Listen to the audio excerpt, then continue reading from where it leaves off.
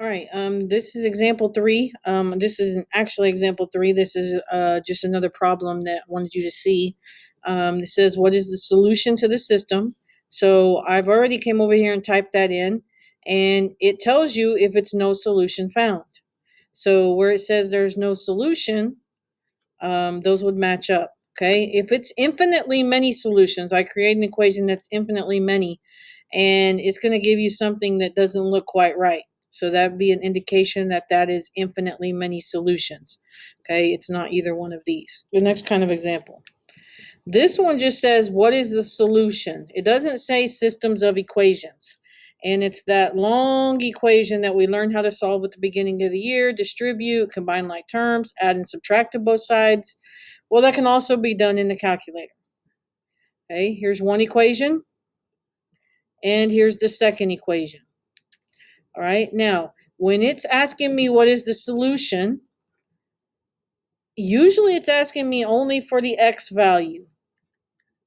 Okay, it's asking me for the x value and not the y value. Oops, can't put x there. All right, so whenever you find your solution, it's only the x.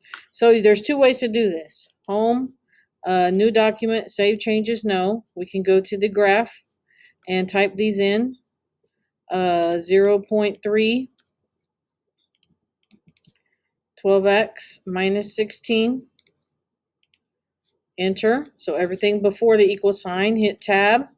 Everything after the equal sign, 0.4, open, 12 minus 3x, closed, enter, menu, analyze, intersection, click, slide, click, and that's 2 and 2.4.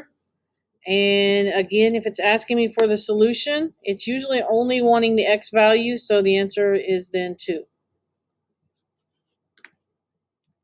Okay, here's one for you to try. Okay, I could have also went home, new document, save changes, no. I could have went to the calculator, menu, algebra, and solve a system. And I have to type y equals, though. I have to hit y equals and then 0.3,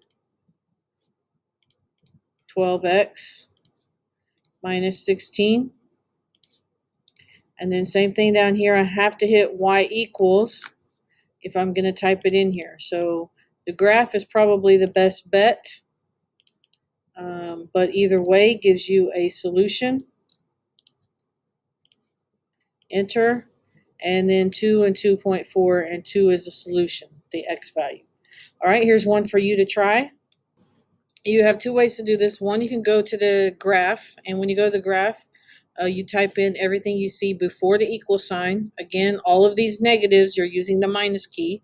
Hit enter, tab, type in everything you see after the equal sign.